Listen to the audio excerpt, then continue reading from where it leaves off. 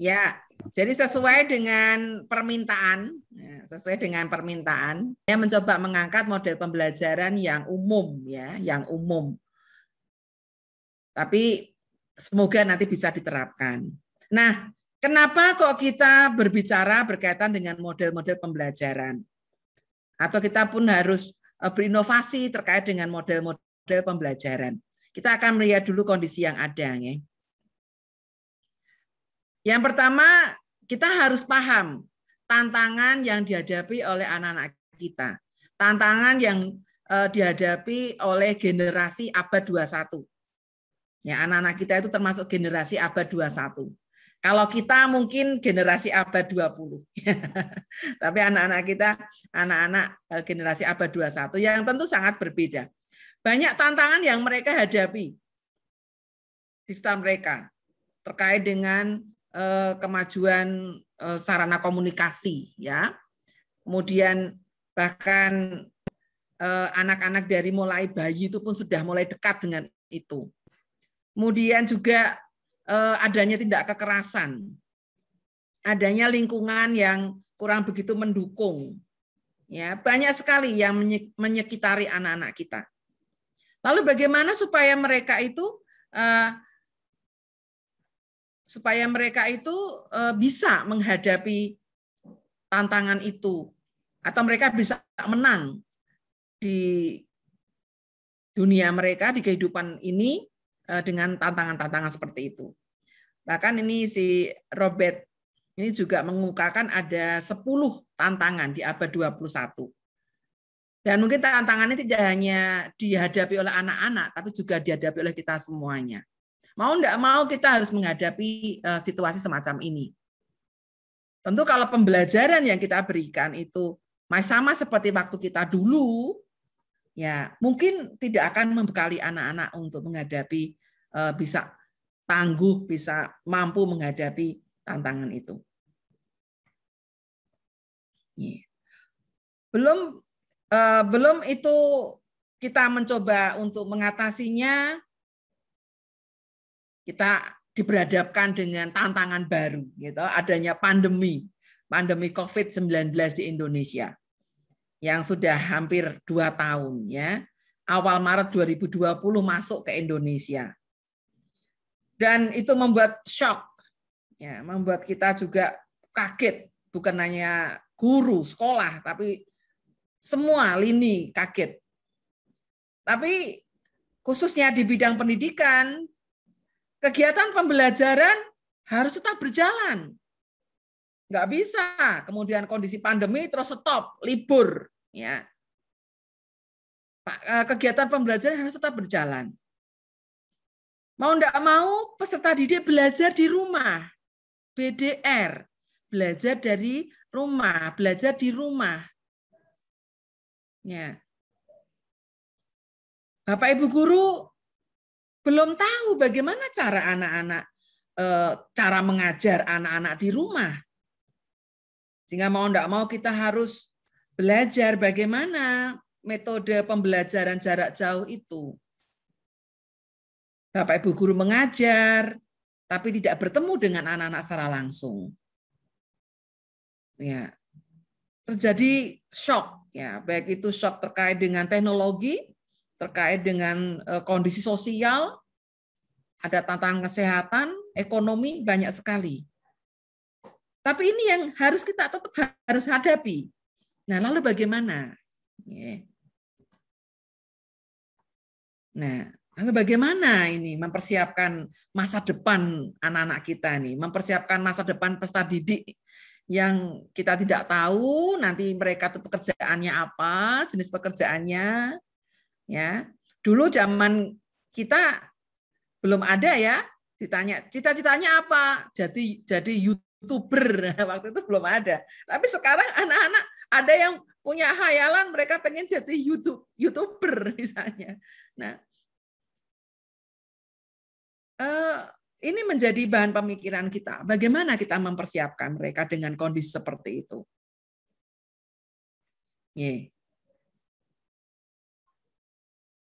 Nah, akhirnya kita melakukan BDR, ya, belajar dari rumah dengan pembelajaran jarak jauh.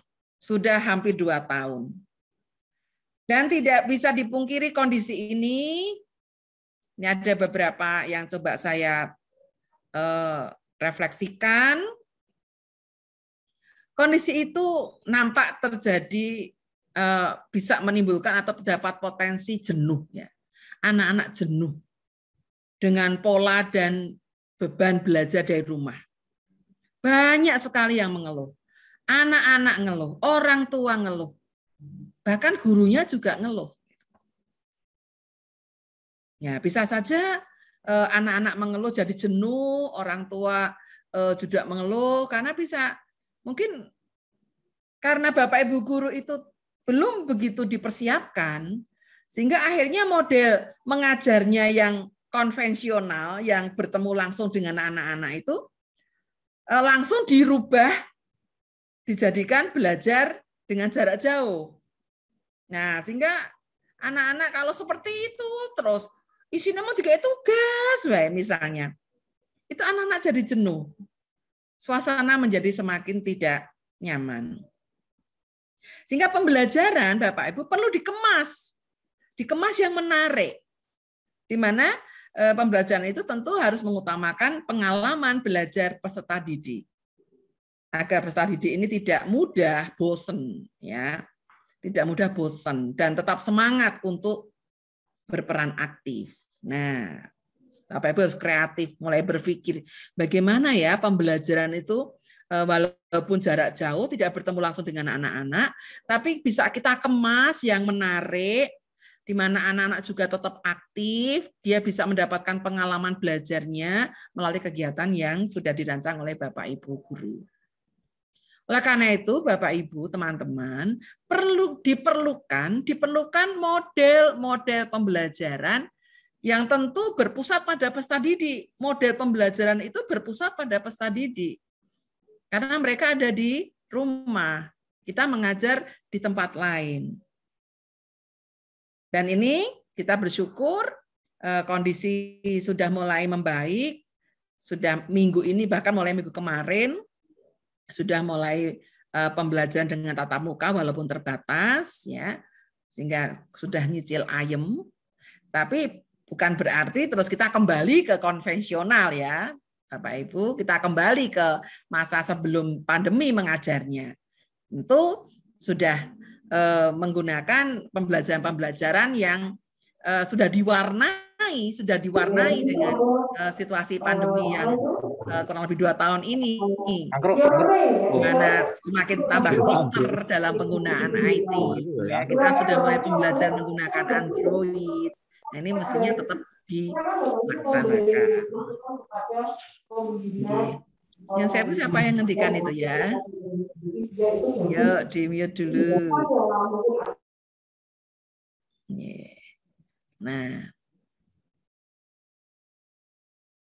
Nah, supaya anak-anak mampu menghadapi tantangan-tantangan yang ada itu, mau tidak mau, teman-teman, anak-anak harus dibekali kecakapan abad 21.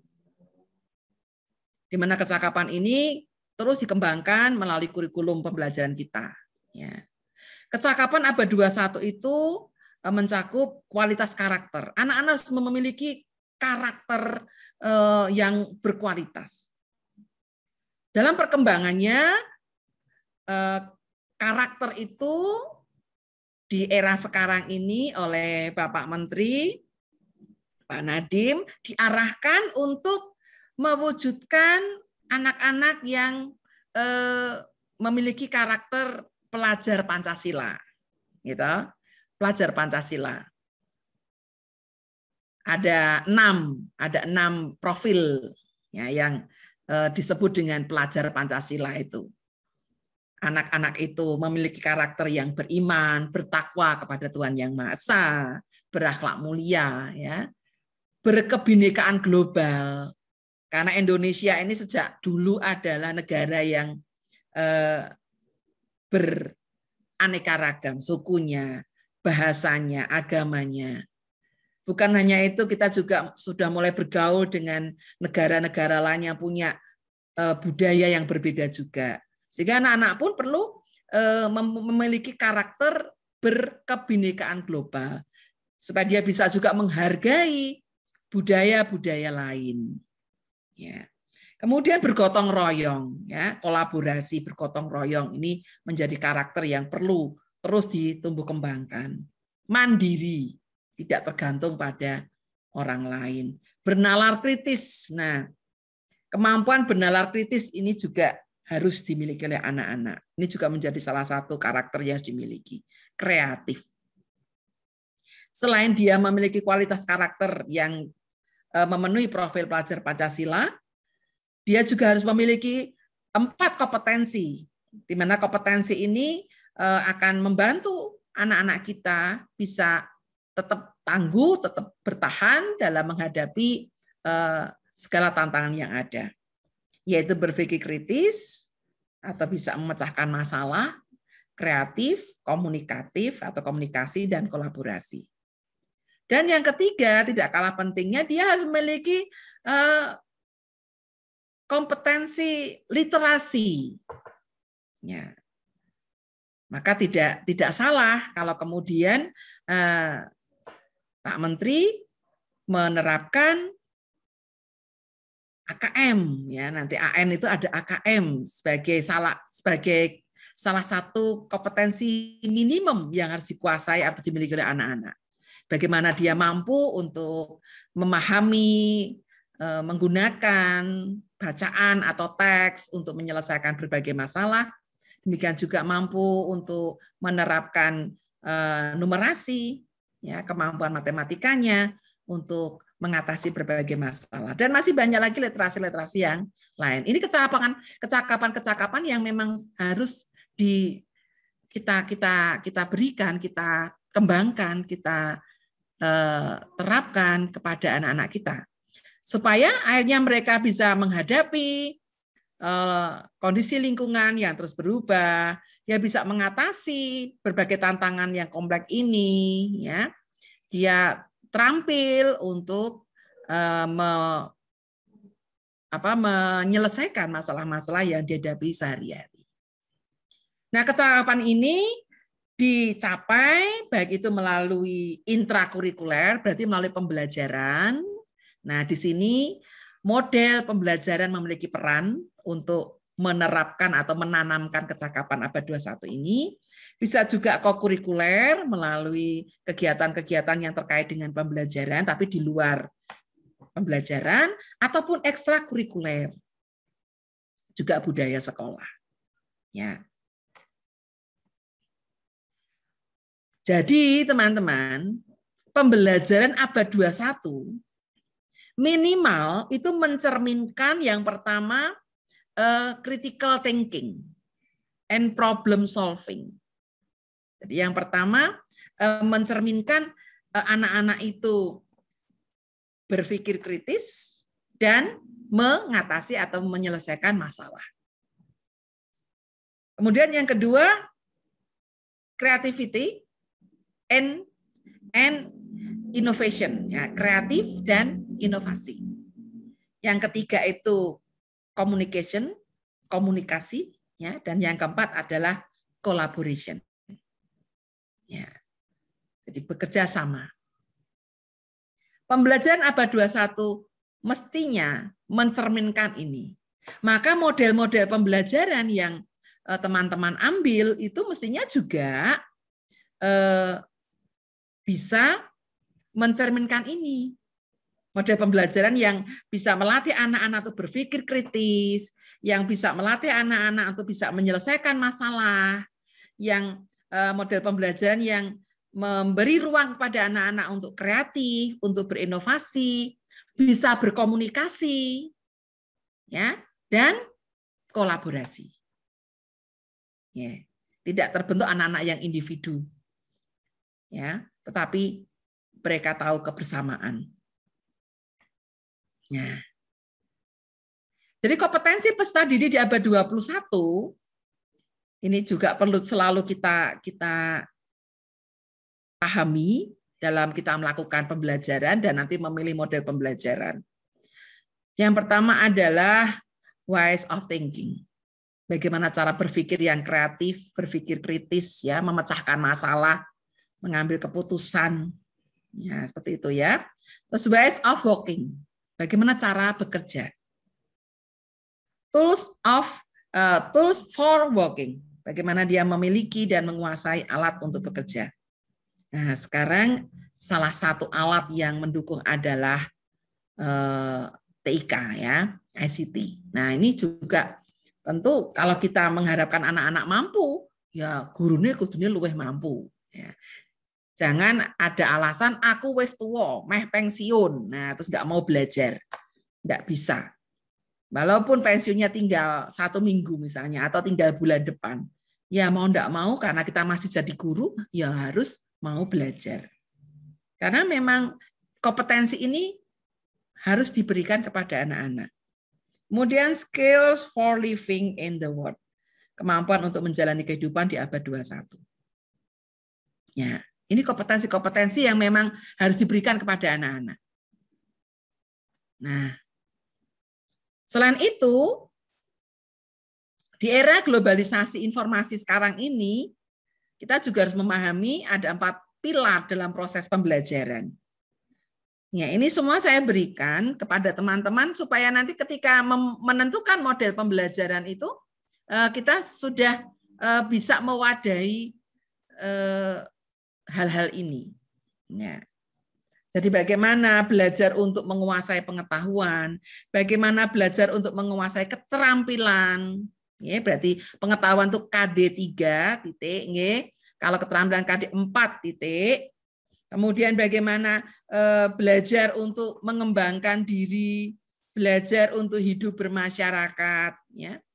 Jadi ini harus juga kita perhatikan.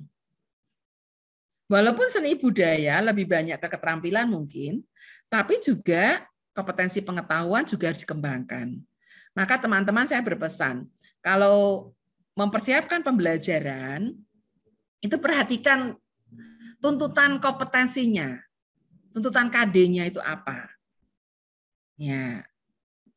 Jadi diperhatikan tuntutan KD-nya, sehingga pembelajarannya juga pengambilan metodenya, pengambilan model pembelajarannya harus dalam rangka mencapai KD itu. Penilaiannya juga demikian. Ya. Oke. Nah, mungkin secara umum kita sering rancu antara model dan metode. Bedanya di mana model dan metode pembelajaran itu? Kita hari ini berbicara tentang model. Nah, tapi di satu sisi kadang kita rancu dengan metode. Nah, ini saya mencoba dengan kalimat sederhana saja ya. Model itu adalah bentuk pembelajaran yang digambar dari awal sampai akhir yang disajikan secara khas oleh guru. Bentuk pembelajarannya itu seperti apa? Itu model pembelajaran. Nah, dan topik kita adalah ini, berarti kita akan melihat bagaimana bentuk pembelajaran yang akan dilakukan. Nah, contohnya banyak sekali, ya. Ini saya ambil contoh-contoh yang umum, misalnya ada model pembelajaran kontekstual. Berarti bentuk pembelajarannya adalah pembelajaran kontekstual. Itu berarti anak-anak diajak dalam kehidupan yang sekarang, dalam lingkungan yang mereka ada sekarang. Materi pembelajarannya dibawa ke kehidupan yang ada di sekitar anak-anak. Contoh-contohnya misalnya, atau permasalahan-permasalahan yang dibahas, itu diambil permasalahan-permasalahan yang ada di sekitar anak-anak. Ya, berarti teman-teman harus kreatif itu.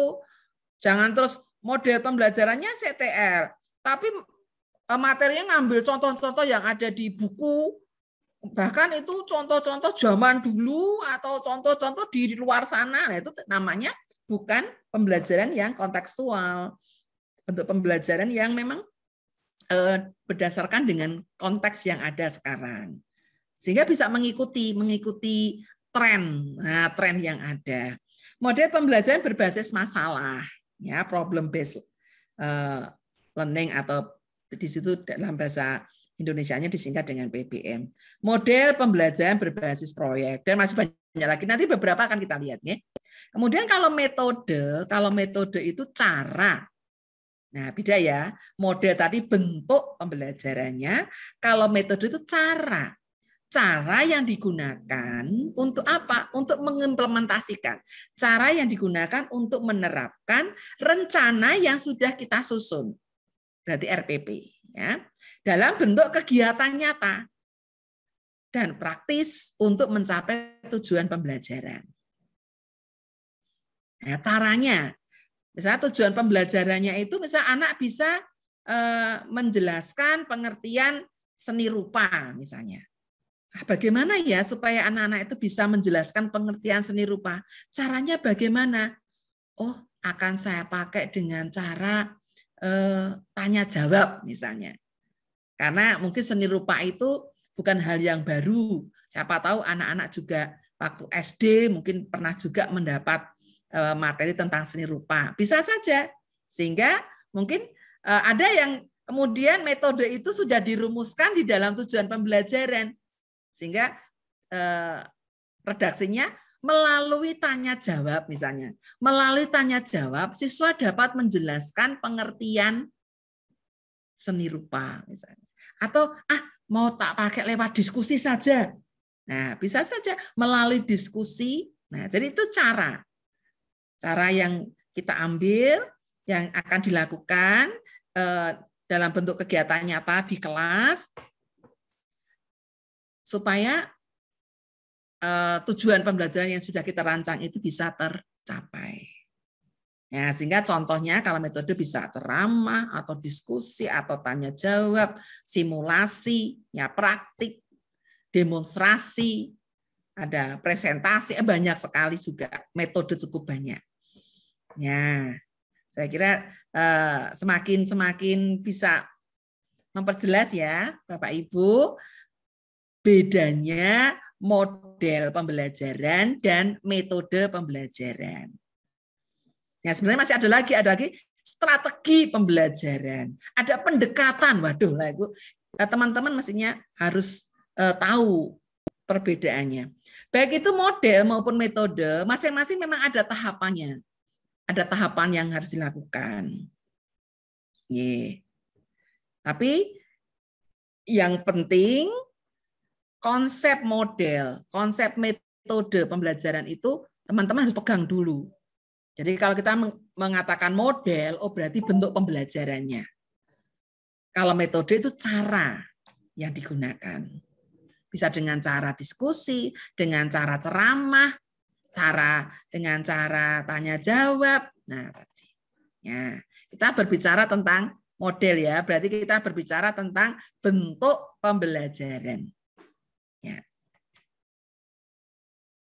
Nah,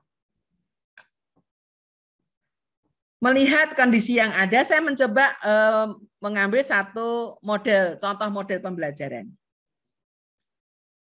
Ini ada yang sudah menggunakan atau belum? Nah, ini mungkin hal yang cukup inovatif, ya. Saya mungkin akan ambil hanya 3 saja. Saya ambil yang model-model yang inovatif ya, supaya teman-teman juga bisa ada tambahan. Karena kalau model pembelajaran yang mungkin yang sudah pernah kayak CTL itu kan wis zaman sejak K13 bahkan KBK itu kan sudah terus diperkenalkan ya. Model pembelajaran flipped classroom itu seperti apa ya? Gitu ya. Ini saya langsung potong aja, copy aja dari sumber yang ada. Jadi model flipped classroom itu bisa dikatakan ini membalik ya. Jadi adalah membalik aktivitas pembelajaran. Yaitu aktivitas pembelajaran yang biasanya diselenggarakan di kelas itu dibalik sekarang diselenggarakan di rumah. Yang aktivitas pembelajaran biasanya dikerjakan di rumah, sekarang dapat diselesaikan di kelas. Itu konsepnya seperti itu.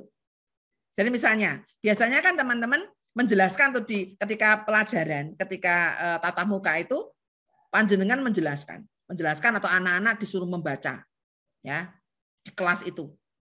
Nah, nanti kalau jam pelajarannya sudah hampir habis, sudah masuk di kegiatan penutup, anak-anak diberi tugas, ya toh, diberi tugas yang terkait dengan materi yang sudah dipelajari bersama. Nah, di kelas itu membahas tentang materi, kemudian di rumah dia penugasan. Lagi diwali, gitu, diwali.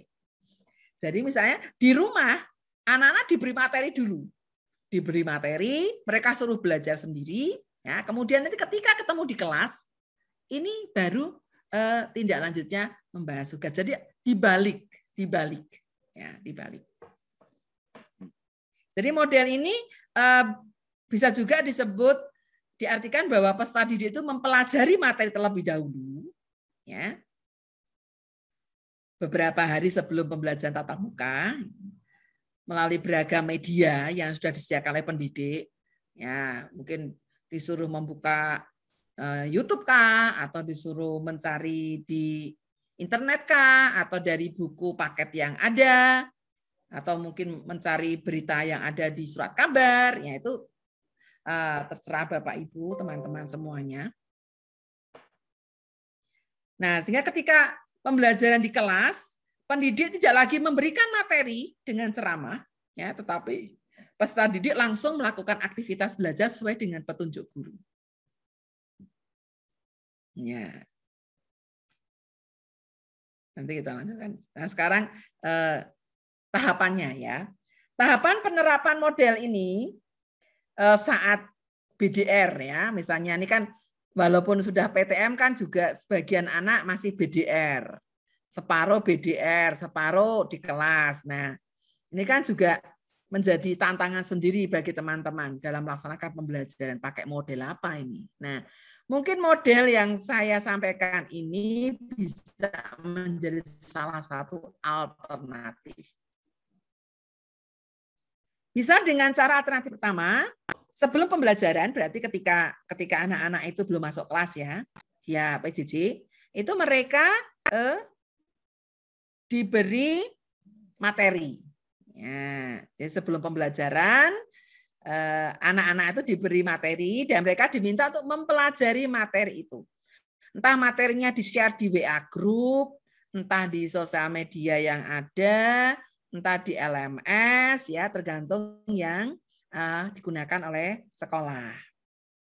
Kemudian anak-anak disuruh membuat catatan atau pertanyaan-pertanyaan dari materi yang sudah kita siapkan tadi untuk nanti ketika bertemu itu didiskusikan. Nah, saat pembelajaran ya ini bisa daring bisa pun luring ya. Kalau itu daring sesuai dengan jadwal. Nah, itu di situ dilakukan diskusi. Ya, membahas pertanyaan-pertanyaan yang sudah anak-anak siapkan dari materi yang teman-teman kirim sebelumnya itu. Nah, diskusi. Nah, kemudian setelah pembelajaran, anak-anak mengerjakan tindak lanjut yang diberikan oleh guru. Nah, itu alternatif pertama. Bisa dengan cara seperti itu. Jadi ada 3 tahap. Sebelum pelajaran diberikan seperti apa, saat pelajaran kegiatannya apa, dan setelah pembelajaran seperti apa. Atau bisa juga sebelum pembelajaran itu mempelajari materi melalui WA group atau sosmed atau LMS sama kemudian mereka membuat catatan pertanyaan untuk diskusi. Kemudian saat pelajaran bisa Vicon, misal pas Vicon ya sesuai dengan jadwal, melakukan diskusi, di situ ada presentasi, atau kalau ini sudah tatap muka, nah ketika tatap muka itu malah bisa diskusi secara langsung, walaupun tetap jaga prokes, dan kemudian anak-anak mempresentasikan. Nah, diskusi kelompok dapat memanfaatkan ruang di Vicon kalau memang itu masih PJJ, BDR ya. Tapi kalau kita sudah PTM, tentu tidak sah menggunakan ruang di Vicon. Nah, setelah pembelajaran, anak-anak mengerjakan tindak lanjut yang diberikan guru. Ya. Kemudian membagikan hasil tugasnya itu di-share di sosmed misalnya. Jadi materi yang untuk dipelajari itu, yang mestinya biasanya secara konvensional itu dibahas di kelas, itu dikerjakan di rumah atau dipelajari di rumah. Jadi kemandirian anak-anak akan terbangun di sini. Ya, anak-anak aktif untuk belajar. Dia akan membaca itu. Membaca, dia cari pertanyaan-pertanyaan, kemudian mungkin pertanyaan nanti akan dia sampaikan ketika pembelajaran di kelas. Anak-anak akan aktif di situ. Teman-teman tidak usah terlalu banyak menjelaskan. Literasinya masuk, ya toh, karena anak-anak akan membaca di situ. Nah, membaca, kemudian nanti dia membuat pertanyaan. Nah, memahami literasinya akan muncul di saat pembelajaran itu. Dibahas pertanyaan-pertanyaan itu. Nah, Mas Mudeng, nah kemudian ketika guru memberi tindak lanjut, entah mereka disuruh diberikan soal untuk dikerjakan di rumah atau apa, itu tindak lanjut berikutnya. Silahkan. Itu model yang pertama yang saya perkenalkan. Yang kedua adalah, kalau ini mungkin sudah umum, tapi untuk pelajaran seni budaya juga bagus, model pembelajaran berbasis proyek atau PJBL ya. Ya, project based learning. Salah satu model pembelajaran yang dapat menjadi pilihan pendidik dalam melaksanakan BDR yaitu model pembelajaran berbasis proyek. Ya, project based learning. Model ini memberikan kesempatan kepada pendidik untuk merancang proses pembelajaran yang dibangun dari permasalahan nyata, kontekstual. Sehingga memberikan tantangan bagi peserta didik untuk dipecahkan dan memberikan pengalaman belajar berdasarkan konsep yang dibangun serta dari produk yang dihasilkan dalam proses pembelajaran berbasis proyek. Nah, biasanya di dalam seni budaya model pembelajaran ini tepat dilakukan. Jadi anak-anak misalnya kalau seni tari misalnya, anak-anak itu diminta untuk menciptakan atau membuat satu karya gitu. Nah, itu mulai dari dia membuat konsep, merancangnya, kemudian dia mempraktekannya, ya sampai kemudian dia membuat laporannya. Jadi kalau model pembelajaran berbasis proyek itu hasilnya yang kemudian itu akan kita nilai berupa laporan dari mulai dia persiapan, kemudian bagaimana dia melaksanakannya, sampai kemudian hasilnya seperti apa. Ya.